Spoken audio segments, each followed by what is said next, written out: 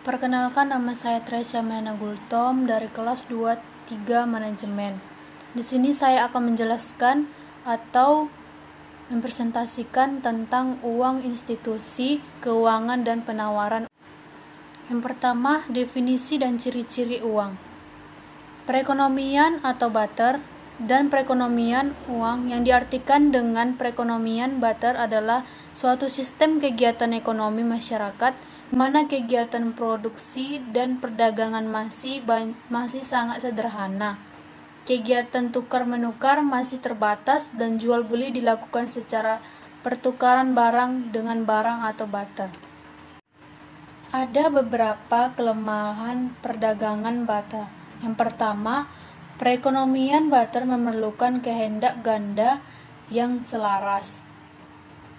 Yang kedua, penentuan harga sukar dilakukan. Yang ketiga, perekonomian barter membatasi pilihan pembeli. Yang keempat, menyulitkan pembayaran tertunda. Yang kelima, sukar menyimpan kekayaan. Definisi ciri-ciri uang memenuhi syarat sebagai berikut. Yang pertama, nilainya tidak mengalami perubahan dari waktu tertentu. Yang kedua, mudah dibawa-bawa. Yang ketiga, mudah disimpan tanpa mengurangi nilainya. Yang keempat, tahan lama. Yang kelima, jumlah lain terbatas.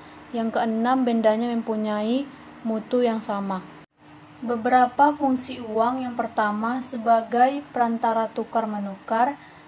Yang kedua, sebagai satuan nilai. Yang ketiga, sebagai alat pembayaran tertunda. Yang keempat, sebagai alat menyimpan nilai. Jenis uang sepanjang sejarah. Yang pertama, janji uang yang mula-mula sekali digunakan. Yang kedua, penggunaan emas dan perak sebagai uang. Ciri-ciri khusus emas dan perak. Yang pertama, dapat digunakan sebagai perhiasan. Yang kedua, mempunyai suatu yang sama. Yang ketiga, tidak mudah rusak. Yang keempat, jumlah sangat terbatas. Yang kelima, sangat stabil nilainya. Kelemahan penggunaan emas dan perak sebagai berikut. Yang pertama, menentukan tempat yang agak besar untuk menyimpan. Yang kedua, merupakan benda yang berat. Yang ketiga, sukar untuk ditambah jumlahnya. Peranan dan kegiatan bank umum. Jenis-jenis lembaga keuangan. Yang pertama, bank umum. Yang kedua, bank tabungan. Yang ketiga, perusahaan peminjaman. Yang keempat, perusahaan saham. Yang kelima, perusahaan asuransi.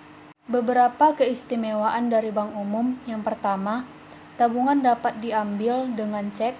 Yang kedua, dapat menciptakan daya beli. Yang ketiga, memberi pinjaman jangka pendek.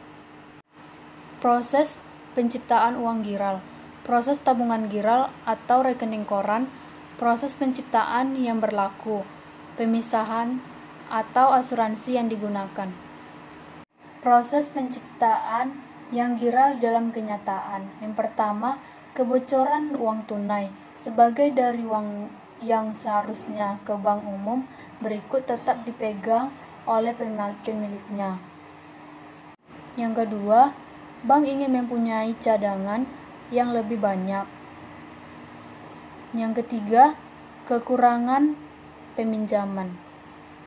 Mata uang dalam peredaran, uang beredar dan kekayaan mudah tunai. Yang pertama, kekayaan mudah tunai. Yang kedua, perkembangan bank sentral. Perbedaan bank sentral dan bank umum. Yang pertama, dalam perekonomian hanya terdapat satu bank sentral. Yang kedua, bank umum kebanyakan dimiliki pihak swasta. Yang ketiga, tujuan kegiatan bank sentral bank umum berbeda. Yang keempat, bank sentral diberi kekuasaan untuk mencetak uang kertas dan logam. Fungsi utama bank sentral yaitu bank sentral sebagai bank kepada pemerintah. Yang kedua, sebagai bank kepada bank umum. Yang ketiga, mengawasi bank umum dan institusi keuangan lainnya. Yang keempat, mengawasi kestabilan kurs valuta asing. Yang kelima, mencetak uang logam dan uang kertas. Sekian hasil penjelasan atau presentasi saya mengenai uang, institusi keuangan, dan penawaran uang. Terima kasih, selamat siang.